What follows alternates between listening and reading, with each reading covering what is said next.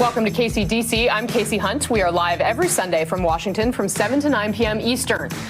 Tonight, zero tolerance. The White House defends separating families at the border as lawmakers, clergy, and everyday Americans say this is a bridge too far. I'll talk to Republican Congressman Tom Cole as the House tries to end the immigration stalemate this week. And later, I'm joined exclusively by Senators Jeff Merkley and Chris Van Hollen as they and a group of Democrats descend on these border detention centers to try and find some answers. Now, every president, every party has left their fingerprints on the state of our immigration system today.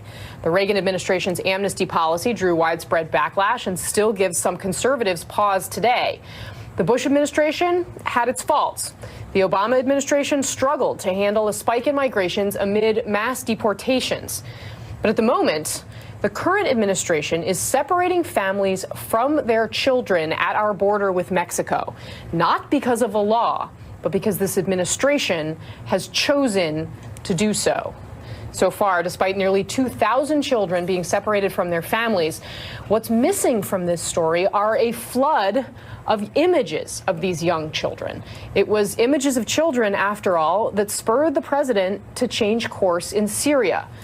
So far, this young toddler has become the face of this policy. Stop and look at her for just a moment. And remember that there are thousands of other faces that we have not seen. That's in part because cameras have been granted such limited access to the facilities where these children are being held. Let's go live now to MSNBC's Jacob Soboroff in McAllen, Texas.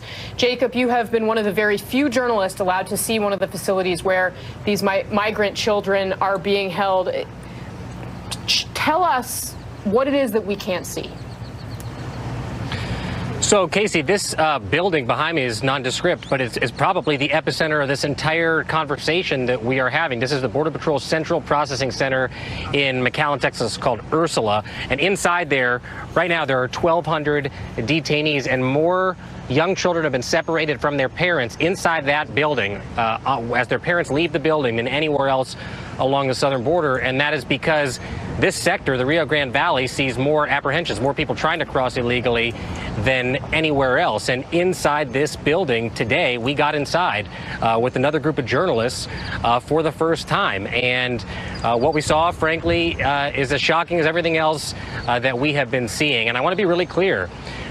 What's happening inside that building in terms of people being detained inside cages, and by the way, we weren't allowed to bring our cameras in, but we were given handout photos from Customs and Border Protection, and maybe we can show you some of those if we have them right now. People have been detained inside buildings like this in this building for a long time, but this is the first time ever that children have been separated on a systematic basis. Look at those photos right there from their parents, and that is because of the Trump administration. People in here are locked up in cages, essentially what look like animal kennels. I don't know any other way to describe it, and strangely, the Washington Post gave Senator Jeff Merkley what they call 3 Pinocchios for saying the kids were locked up in cages in here. That's exactly what I saw today. What's different than what was going on in this building during the Obama administration is the systematic separation of children from their parents under this zero tolerance policy. And in this sector alone, there have been over 1,100 kids separated from their parents since the policy began. We know 2,000 since early April across the entire southern border. So it's a massive amount coming out of here. In this building, what happens is parents get ready to leave the building, and they don't know if they're going to ICE family detention with their children, or if they get to bring their children with them, or if they're going to go to the courthouse and get charged. And ultimately, they're basically given a piece of paper. They're taken to the courthouse. Their children are left behind here, and they don't know when they're going to see their children ever again, frankly. I don't think that, they're supposed to call this phone number and figure out the details, and that's something that's supposed to get explained to them. But there's a big mess going on right now, and even the Border Patrol inside this building says they're overstaffed, they don't have enough resources. The system is just getting stressed out because the Trump administration decided to put this into place, and the consequences really haven't been worked out. And the biggest consequence of all is thousands of young children in a way that has never been done before, taken from their parents. And when you hear the Trump administration say, this has been done before, this is a Democrat policy, this is not unusual, that's BS, frankly. Jacob, were you able to talk to any of the children in the facility or get a sense for what it was like for them? And how quickly, is there any warning for these people? I mean, you said they're just handed a piece of paper. What dictates what's on that piece of paper? I mean, how is it? I'm stuck on this idea of how terrified people must be walking up to receive whatever piece of information is going to tell them whether or not they're going to be allowed to stay with their kids. Yeah, there was a mother in tears there today as the group of journalists sort of came around her because we were asked not to talk to people inside without the permission of Border Patrol, and there were a couple that we were able to talk to. The idea is, by court order, they have to be out of here within 72 hours, and because it's sort of a hodgepodge of rules and regulations coming together right now, they're trying to get people out of this facility as fast as possible. If the parents are going to be charged, they're trying to get them over to the federal court as fast as possible. They're trying to get the kids out of here as fast as possible into facilities run by Health and Human Services. But these scenarios are coming up that we're finding out about where a parent, for instance, might be charged. And by the way, the Trump administration, again, wants to charge 100% of the people that come into this country illegally. Right now in this sector, they're saying that number and the separations are around 40% with the goal of charging everybody. There are scenarios where a parent might leave, go to the federal courthouse, be charged and sentenced with time served, come back to this building behind me, and their kid's already gone, and they're already into the HHS system. And then they don't know how to find their child, and they don't know when they're going to find their child, and they don't know where to find their child. And so there are these inconsistencies in the way that this is all playing out that's just making these terribly painful and irrational situations that seem like they could be put together in a way that just frankly makes more sense. Jacob Soboroff, live in Texas. Thank you so much for spending your Father's Day to bring us this story here. Great reporting, and I'm sure we'll talk to you again soon. I want to welcome my panel here with me on set, the founding president of Voto Latino and MSNBC contributor Maria Teresa Kumar, Pulitzer Prize-winning White House bureau chief for The Washington Post and MSNBC political analyst Philip Rucker, and NBC News intelligence and national security reporter Ken Dilanian. Maria Teresa Kumar, I want to start with you on this story that we started off with Jacob. There has been a lot of dissembling from Trump administration officials, but as Lindsey Graham said in the last couple of days, the Trump administration could stop this with a phone call if they wanted to. Absolutely. This is a decision actually that was formulated when John Kelly was head of DHS. He threw it out there and then it stuck. And Sessions literally put it into play in May. This is something that he can not only do overnight, but then also let's look at Mitch McConnell and let's look over at Paul Ryan. They also have a legislative calendar that they can control. There are two pieces of legislation right now that they could also basically say they could end it today. But something that we need to underscore, 90% of these individuals right now that are being charged, they're being charged with a misdemeanor. In April, the Supreme Court ruled that immigrants can be held indefinitely without bail. So it not only is it messy, but it's almost aligning to ensure that these individuals are incarcerated for as long as possible, and they're doing it for things that actually for misdemeanors that actually do not make sense. The extent of this cruelty is unimaginable. They've also been reporting that in San Diego, even siblings have been separated, and they can only see each other once a week. There is no rhyme or reason for what's happening. What we're experiencing right now at the border is not normal immigration patterns. It's not for economic reasons. These are refugees, and I would like to remind the American people that we set the standard. We actually crafted the human rights laws that right now the rest of the world practices. Last week, the UN said that what we're doing to children is in violation of their rights. Philip Rucker, what's going on behind the scenes at the White House around this? I mean, on the one hand, you have officials like Jeff Sessions, who's going out there being very, very clear. The president is out there blaming Democrats. Melania. Which is not true. Which is not true. Right. Very important. Not true. This is, again, a Trump administration policy that they can stop with a single phone call. Melania Trump is saying that we have to have policies with heart, quote unquote. You can see her statement there. She believes we need to have a country that follows all laws, but also a country that governs with heart. Where is the president on this and whether this should continue? Well, this weekend it's become a real political crisis as well as a humanitarian crisis that threatens to spiral out of control for the president.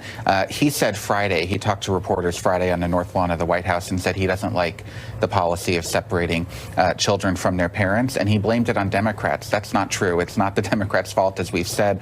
And the White House is grappling with over the weekend how to deal with it, and they don't have an easy answer for it. Kellyanne Conway, counselor to the president, really struggled on Meet the Press earlier this morning to defend this policy. She said, as a Catholic, as a mother, she doesn't like to see what's happening there. We're hearing more and more about what's happening inside those detention centers, like with Jacob's report.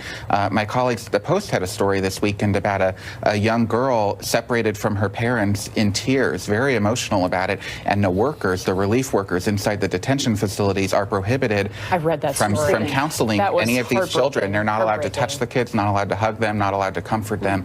I mean, this is a real problem for the White House to deal with, and we have Tuesday the president planning to go up to Capitol Hill to meet with Republican lawmakers there to try to come up with some sort of legislative solution, but he wants more than just a fix for this particular policy. He wants funding for that border wall. Yeah, Ken Delaney, I mean, the other piece of this, a couple pieces, the Homeland Security Secretary, Kirstjen Nielsen, has reportedly been very frustrated with this behind the scenes, but of course in public, we showed her tweet earlier where she says we don't have a policy of doing this, yet they are doing it. And also, frankly, the facilities, our law enforcement is going to get overwhelmed pretty quickly by the sheer numbers. And what she meant is that it's not their policy to separate kids. It's their policy to have a zero tolerance policy against immigrants and to arrest everybody crossing illegally. And you know what? There's a lot of people in the Trump base that support that, because it is true that most countries around the world have a much less generous immigration policy than we do. And there's a reason these families from Central America are not stopping in Mexico. They're going to our border. But most Americans are not on board with this cruel and punitive policy that stems from current law of removing these children. And if that's the only way that you can arrest everybody, then you just can't do it. That's what Kirstjen Nielsen has been saying behind the scenes. Joining me now to talk more about this, Deputy Majority Whip and Republican Congressman Tom Cole of Oklahoma. Congressman Cole, it's good to see you tonight. Thank you for being here. I want to show you some of the remarks that your colleagues, Republican colleagues in the Congress, have had to say about this topic we've been discussing, the separation of children from their families at the border. First, Paul Ryan, the House Speaker, and then Senator Lindsey Graham. Take a look and we'll talk about it. Are you comfortable with the current zero tolerance policy leading to parents and children being separated at the border? No, I'm not. This is because of a court ruling. Mr. Speaker, on that point, this is actually a policy change from the Trump administration for zero tolerance. And there's also a court ruling involved, so this is something that we think should be addressed. Religious leaders have come out and said that this is inhumane. Do you agree? We don't want kids to be separated from their parents. President Trump could stop this policy with a phone call. If you don't like families being separated, you can tell DHS stop doing it. Congressman, should the president make that phone call and stop this policy? Well, I certainly think we shouldn't be separating young children from their parents. But frankly, in this case, if you want asylum, you can go to any embassy in any country and seek it, and we'll adjudicate it there. You can come to a port of entry, and it'll be dealt with there. And again, you wouldn't be separated from your children. If you cross the border illegally, you run that risk. Frankly, we have surges like this. We had them during the Obama years. I actually had hundreds of young children held in my district at Fort Sill, Oklahoma, ranging from ages 8 to 14. They were well treated. They were eventually placed. They specifically grappled with this question about whether to separate children from their families, and they decided not to do it. And that's how we ended up with many of these family detention centers. Actually, Casey, that's not exactly true. When I'm looking at an 8-year-old kid, which I saw in my own district, that person wasn't with their parents. Now, they may have been separated because they traveled alone, or they traveled in a group, or they were with somebody else.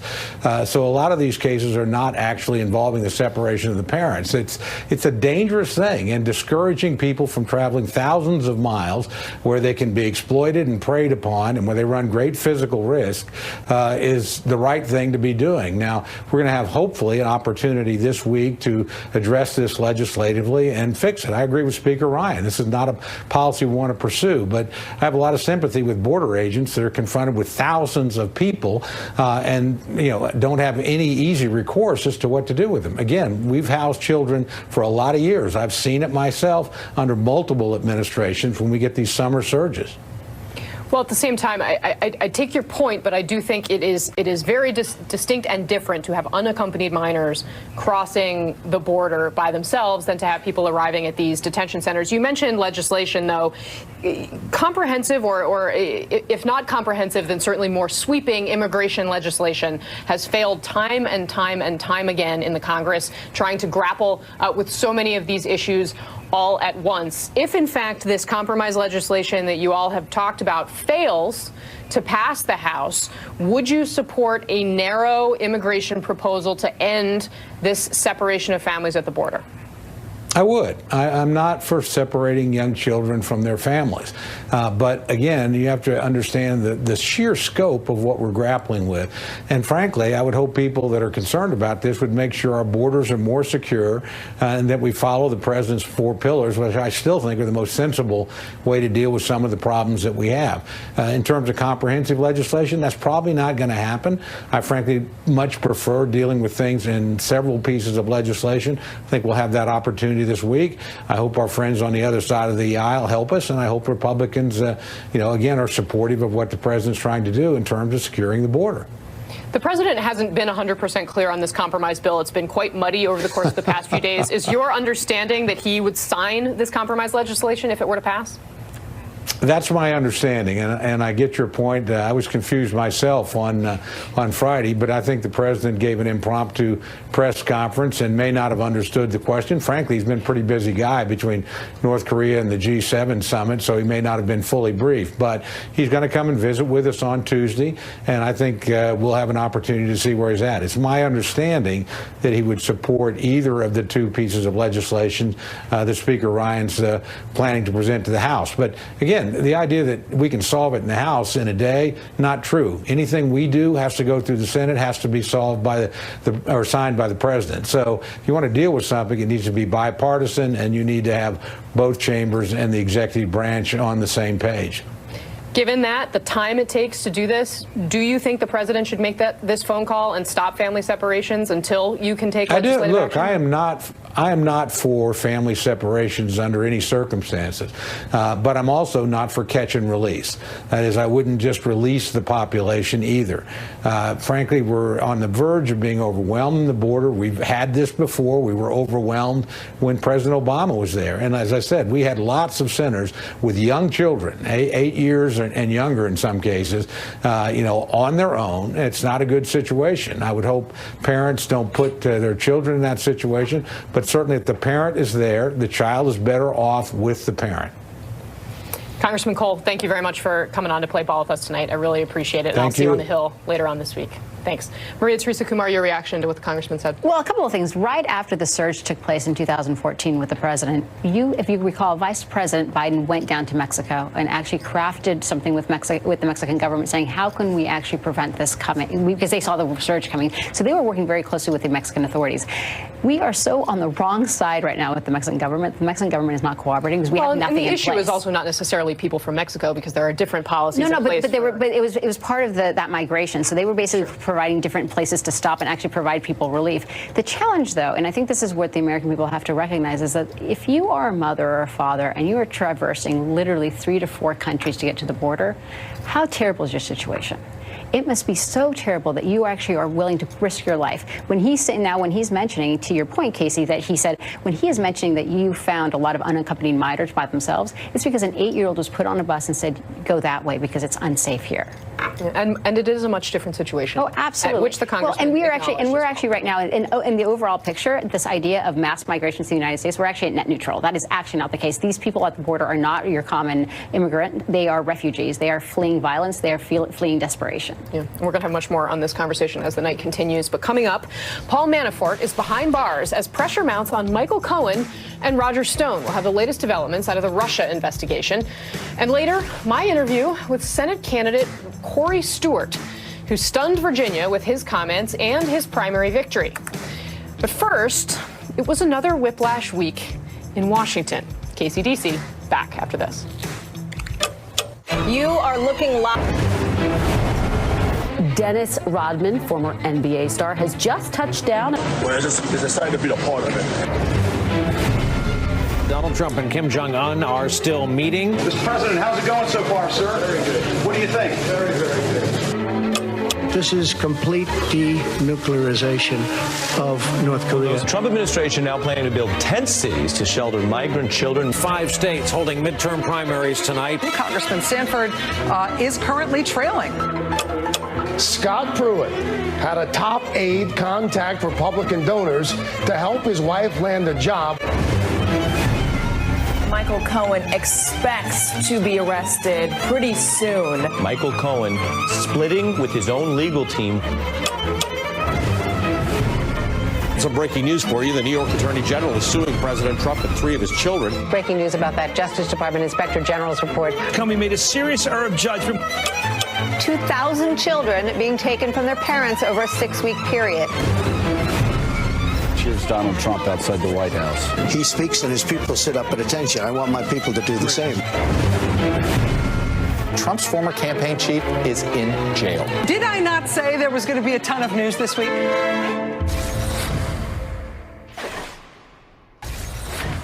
Welcome back to KCDC. Former Trump campaign chairman Paul Manafort spent his first weekend behind bars after a federal judge revoked his bail following accusations of witness tampering. He'll spend at least the next 3 months in a Virginia facility while he awaits trial, though he has pleaded not guilty. Meanwhile, the Washington Post is reporting that Roger Stone has now admitted to a meeting with a Russian national in May of 2016, who allegedly offered him damaging information about Hillary Clinton. Stone tells the Post that nothing ever came of the meeting, but the sit-down is reportedly of interest to Robert Mueller. President Trump's lawyer Rudy Giuliani reacted to the report in an interview this morning. President Trump aware of this meeting? I doubt it. I certainly didn't know about it. It's news to me. I just read it here in the Washington Post. It seems to me, however, whatever the differing recollections about this, it sort of gets resolved with the fact that Stone did nothing about it, came to the conclusion, according to the Post, that it was a waste of time. He and Greenberg came to the conclusion that it was a waste of time. So I can't imagine anything got back to the then presidential candidate that was of any substance if he had concluded it was a waste of time. Robert Mueller has a funny way of jogging people's memories. And Ken Delanian, what exactly is Roger Stone's story? Did he emailed you? He did. I reached out to him today. I just got a response moments before coming back on the air. And his story is that he just forgot about this meeting with this Russian national. And he said I flatly rejected his proposal in what was a 20-minute meeting and never mentioned it to Trump or the Trump campaign because the idea was so ludicrous. But wait, if he forgot about it, now he remembers a lot of details. Yes, and he says his recollection was refreshed by Michael Caputo, whose recollection was refreshed by Robert Mueller's team, who had all these texts. Who clearly already knew that the meeting had happened. Right. I mean, Stone didn't just deny it. And it wasn't just Manafort all of a sudden that being in jail that all of a sudden jogged more details. I mean, that could be very well possible. Right? The important thing in this story that my colleagues at the Post wrote about with Roger Stone is he wasn't just offered dirt about Hillary Clinton. He was the Russian national was trying to sell dirt about Hillary Clinton, and what Roger Stone told him in that meeting was that Donald Trump doesn't pay for anything, that Trump would not put forward the money to get that damaging information, not that he didn't want the damaging information or that it was somehow inappropriate to So get potentially they would have accepted it, they just weren't going to pay $2 million for it. That's the implication. But here's what's interesting about this story. Caputo and Stone are spinning it as an impropriety on behalf of the government because they're suggesting that this Russian has a history of being an FBI informant, which seems to be true. And they're wondering whether he was working as an FBI informant at the time. And this was 2 months before James Comey said the Trump-Russia investigation began. So if he was, the FBI would have some questions to answer. So far, though, there's no evidence that he was. Would the FBI have questions to answer, or is this the kind of thing that could have potentially prompted them to open the Russia probe? Well, I mean, to run an informant at a senior aide in a mainstream presidential campaign would be a big decision, probably requiring top-level approvals within the FBI, maybe even the Justice Department. So they wouldn't have just done that on a whim or going fishing. And they might have had good cause to do it, even at that moment, 2 months before the investigation formally began. But it certainly is the kind of thing that Republicans are trying to raise, throwing up some smoke and suggesting that, this was improper. Why didn't they warn us about Russia influence on the Trump campaign instead of trying to target us? Yeah. Well, I think what's really curious is they kept going after Hillary Clinton for for her emails, and it's actually seems like emails is what's going to bring them down. WhatsApp messages that Cohen has on his phone that he failed to erase is also giving them a litany of information. I mean, the fact that Michael Cohen had 16 cell phones on him, and all of them had high-level information, that is basically one of the things that Mueller is very interested in. I can barely manage one cell phone. Let alone 16. Right? Maria Teresa Kumar, thank you very much for coming on tonight. Really appreciate your perspective. Still to come here on KCDC, New York's Attorney General sues President Trump's charitable foundation, accusing the president and his children of persistently illegal conduct. David Fahrenthold, who broke the story, joins me next. KCDC, back after this.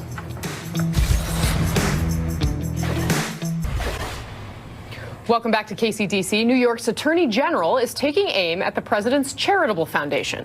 In a lawsuit filed on Thursday, President Trump and 3 of his children, Don Jr., Eric, and Ivanka, are accused of illegal conduct stemming from the misappropriation of donations to the Trump Foundation. The lawsuit claims the president used the organization to pay off business debts, to decorate one of his golf clubs, and even stage a multi-million-dollar giveaway at a 2016 campaign event. President Trump fired back on Twitter saying, quote, "I won't settle this case." Joining me now, the Washington Post reporter and MSNBC contributor who broke the story, David Fahrenthold. David, thank you so much for coming in tonight. It's great to see you as always. I have a feeling some of this case may have stemmed from reporting you did on that. It's a portrait, right, that he paid to hang it at Mar-a-Lago. Remind us all. There was a portrait of himself, I should say. First off, it was a portrait of himself. Self-portrait. Yeah, not by himself. But it's someone else's portrait of him that he bought. He paid $10,000 for it, and he used money from his charity, the Donald J. Trump Foundation. Oh, there it is. Right. Very nice. So once you buy something with a charity's money, it has to be used for a charitable purpose. So we wanted to know, this is back in 2016, is this portrait hanging on the wall of a children's hospital? Is it is it doing some charitable good out there? And through some crowdsourcing on the internet, we figured out that no, it was hanging on the wall of a sports bar at Trump's golf course at Doral. Oh, okay. So walk us through the case here. I mean, how is it built? Why now? What are the things that to you seem most significant about the case they built here? Well, this is the result of a 20-month investigation. It began during 2016 as a result of some stories that we did, and they looked at emails, they did depositions. They basically built this case showing that Donald Trump had misused his charitable foundation, this foundation that had his name. It's supposed to be tax exempt, right? I mean, that's the kind of core of this. The basic idea of this is that once you create a tax exempt foundation, you get tax benefits from putting money in there. It's not just another one of your pockets of your wallet. It's not just another checkbook with your name on it. It's an independent thing. It's supposed to have independent directors. It's supposed to spend its money for the charitable good. And Trump seems to have never grasped that, even though that is the basic idea of charity law. He always used this foundation as basically just another checkbook where he could use it to write checks for things that he wanted. So he, as you said earlier, he used it several times to settle debts that his for-profit businesses had incurred. When they settled a lawsuit and they agreed as part of that settlement to pay a charity some money, he would use his foundation basically to save his businesses money. And then in the 2016 campaign, he turned his foundation basically into an arm of his campaign. Yeah. Phil Rucker, how is this playing in the White House? I mean, the president has always kind of said any attempts to go after his businesses are a bright red line, but also he's, fought with Democrats in New York politics for a long time. Well, and it dates back to the campaign, and David's great reporting during the campaign, and the attitude inside the White House is Trump won the election, so nothing that had to do with the campaign doesn't matter anymore. So all these issues with the women and the porn stars and so forth, that's old news. It's not something we need to engage in. I mean, clearly Trump is bothered by it, and that's why we saw the tweets on Friday or Thursday, whatever day that was, in reaction to the lawsuit news. But I think in terms of the operations of the White House, they're not that concerned with it, and they're hoping that it'll be sort of a nuisance that plays out on the side. Yeah, Ken Dilanian, what's your sense of this? I mean, is there any piece of it in particular you think might have lasting impact? What I wonder, and maybe David knows the answer to this, is does anyone have any criminal exposure to this? This seems so blatant, such an abuse of the charity law. When does it rise to the level of you might go to jail? Well, it's really interesting you say that. The New York Attorney General does not have under statute the authority to bring criminal charges in New York State as a result of sort of misuse of a charity. But when they put out this lawsuit, they also sent referrals to the IRS and to the Federal Election Commission, both of which have that authority to bring criminal charges. And one of the most interesting parts of this lawsuit was the language they used to describe Trump's own conduct, which was it was willful and knowing. He violated the laws in a willful and knowing manner. That's important because to prove a criminal charge in tax law, you have to prove that the defendant actually knew what the law was and violated it anyway. Willfulness is the standard, and so to use the word willful is an indication that the New York AG thinks this might be criminal conduct and is sort of nudging others to follow it in that way. If the president's not going to settle the case, what are the options? Well, it's funny he said that because he actually has settled parts of this case already. If you look through the lawsuit, you can see that a lot of the charges, he's already said, yeah, I did that, and I'll pay the money back, and I'll pay a penalty tax on top of it. There's just more that they've accused him of that he doesn't want to settle on. There'll be a lawsuit. He could be forced by a judge to pay millions of dollars in repayments and penalty taxes. He could also be banned from leading any nonprofit in New York State for 10 years. So the guy who's the leader of the free world wouldn't be able to be on the board of the Staten Island Little League. And then also the next consequences after this New York AG case will be the IRS. Do they pursue something civilly against him? Do they fine him? Do they make him pay penalty taxes? Or even is there a criminal charge down the road? David Fahrenthold, thank you so much. Great reporting as always. Keep us posted. Philip Rucker, Ken Dilanian, thank you both as well. Thanks, Casey. When we come back, states of play. Corey Stewart, known for his controversial, to say the least, comments, has drawn the backing of President Trump as he takes on Tim Kaine in Virginia. But in a state that has shown resistance to the president, does Stewart stand a chance? He joins me live next. And as we go to break, one of our favorite things here on this show, the very quotable Senator John Kennedy. I've never negotiated a deal when the first thing I did was walk into my opponent and slap him and call him an ignorant slut. He's crazy as a loon as well as being sly as a fox. In Louisiana, we call that bias.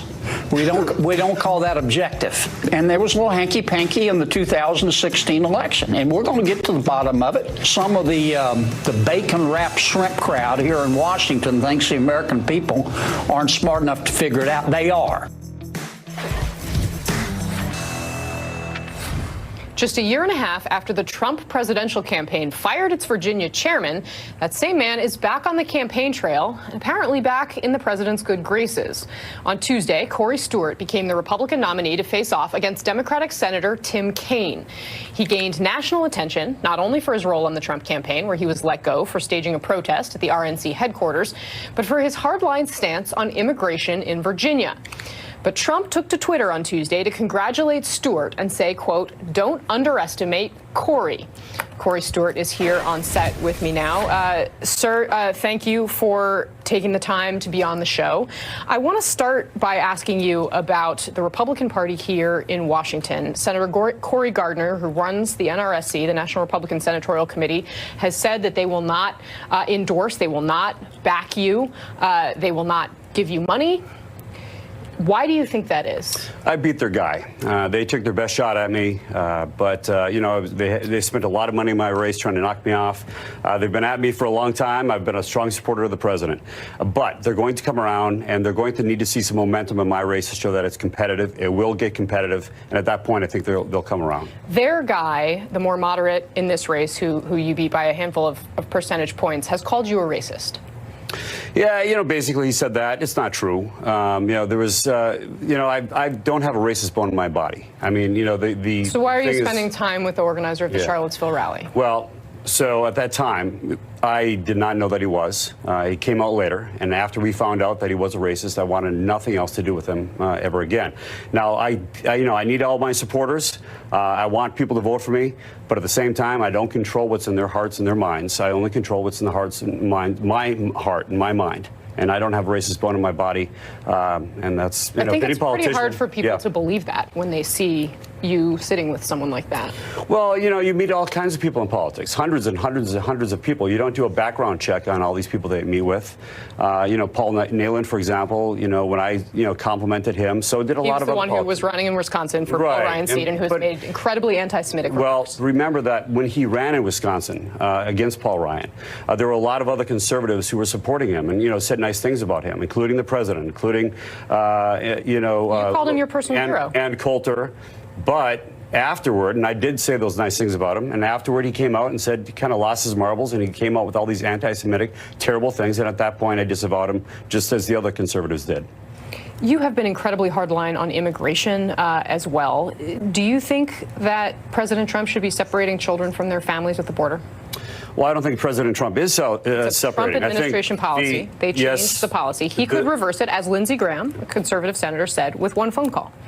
There is a law that's been on the books since the Obama administration, and it means that we don't use U.S. Marshals to arrest and incarcerate children. I think that's the right policy. Now, the fact is we do have to enforce the law, however. Otherwise, we're going to have another humanitarian crisis at the border like we did a few years ago. A lot of those children came into my county. I know everything about it. We don't want to have that happen. You have to send this signal to everybody else south of the border that if you come to the United States illegally, you're going to get arrested. And yes, your children will be temporarily separated from you, but as soon as you go back home, how is that in the best interest of the children? I mean, how is that an American policy? The question, though, is really what is in the best interest of the United States? That's our immigration policy. That's more important than these children? Absolutely. The policy of the United States, immigration policy must be what's right for America, what's right for American workers, what's right for the United States. Do you think that the policy of ripping these children away is a moral policy? I think it's an unavoidable policy. I think the fact is that, you know, if you come to the United States illegally and you're arrested, and the president is making it very clear, these are people who are coming here to ask for asylum, which is a legal thing. Yes. They have a legal pathway to apply for asylum. They have made months-long journeys, sometimes with small children. They are crossing in places where you are technically not supposed to cross. You don't see a distinction between that and someone who is a criminal who is trafficking in children? You can apply for asylum in any safe country. You don't have to come to the United States to apply for asylum. If you cross the border illegally, the president has made it clear that he's going to enforce the law. He's going to arrest the adults. That, I believe, in the end, it sounds terrible, but in the end, that prevents. It is terrible. Nobody wants to see children. Nobody wants to see that. Not conservatives, not liberals. Nobody wants to see children separated from their parents. There's no question about that. But we're in a very tough position. If you don't enforce the law, you will have a humanitarian crisis again, of much greater magnitude than we have right now. You have to enforce the law, otherwise you're going to have a lot more people coming across the border. In many cases, children without their parents. You lost a primary earlier to Ed Gillespie, for governor, who went on to become the Republican nominee for governor, and he used what some of his critics described as racially tinged ads highlighting MS-13, this idea that, you know, immigrants were basically going to come out to get you. He tried to run on that in a statewide race, and he lost. I think we can show you a little piece of that ad.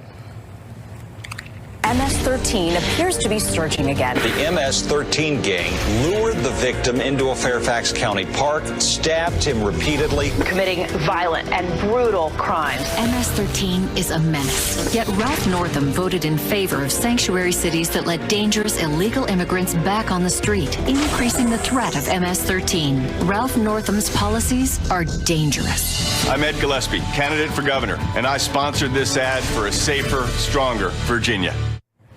He used this political tactic in his campaign, and he lost statewide in Virginia. What makes you think you can win? I think that ad was correct. I didn't support everything that Ed Gillespie did, but I think that was accurate. We do have a big problem. I didn't ask you about the accuracy of the ad, though. Okay. That was his strategy. Yeah. He said, you know, this is where we're going to focus. I'm going to hit immigration as a hot button issue as hard as I can. I'm going to make people afraid. And he lost. Right. Well, the thing is that, you know, people didn't believe Ed Gillespie because it was kind of a strange turn for him. I've been dealing with this issue for 12 years now in Prince William County. I led the nation's toughest crackdown on illegal immigration. The reason I did it is because the citizens in my community were very concerned that we had a lot of illegal immigrants coming to our community, not all of them, but a portion of them committing crimes, and they wanted us to do something about it. We have an MS-13 gang problem. 80% of MS-13 gang members are illegal aliens. If you want to get rid of MS-13, you have to address the issue of illegal immigration. Would you, if you were in the Senate, support a nationwide policy like the one that you implemented in your county, where your police are required to check the identification and immigration status of anyone they arrest? Yes. We confirm 100% of everybody who's in the jail. We confirm 100% of the immigration status. And if it's a person who has been arrested for a crime and has been determined to be here illegally, we do hand them over to ICE for deportation. It's a common sense policy that focuses in on the criminal element. And by the way, more than 8,100 illegal aliens handed over to ICE since the policy was put in place. Not a single case of racial profiling. Not one. You have said that Tim Kaine, your Senate opponent, hates America. What is it about Tim Kaine that makes you think he hates America? He does not support anything the president has done. Now, if you ask this question, and you think you don't support the president, you don't support America? No, not based upon that. But I do think that he thinks only of himself. He's thinking only about his own left-wing ideology. If you ask yourself this question, what has Tim Kaine, ever done? What's his record for the past 6 years? He hasn't had one significant accomplishment. And now, instead of supporting the president and reducing taxes, bringing back business, bringing back manufacturing, securing the border, doing all these good things, bringing peace to the Korean I think Peninsula. Most people would argue Virginia's economy has been doing pretty well under President Trump. In part because, but it was on a path to do that under President Obama. And frankly, this area in Northern Virginia, in particular, has been doing relatively well, especially compared to the rest of the country. Well, Northern Virginia has always been shielded because Northern Virginia has always been protected. We have a lot of government here. But the rest of Virginia has been suffering.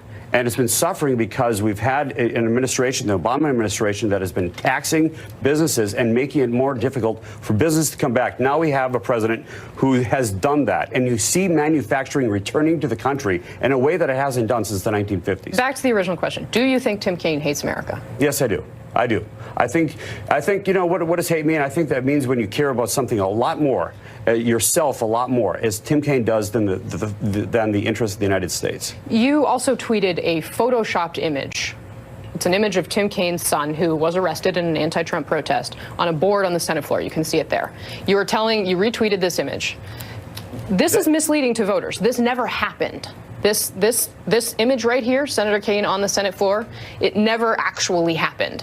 Do you think that this is misleading to people who follow you? That photo of his son is real. It's a real photo of his son. It does not actually have the hammer and sickle in the original version. Oh, of course. But that is photoshopped onto there, onto a poster of Tim Kaine on the Senate floor. Obviously, that is a clear Photoshop. The image of his son. Why would you spread that? Okay, let me ask you this. Okay, so his son gets arrested in Minneapolis. For why?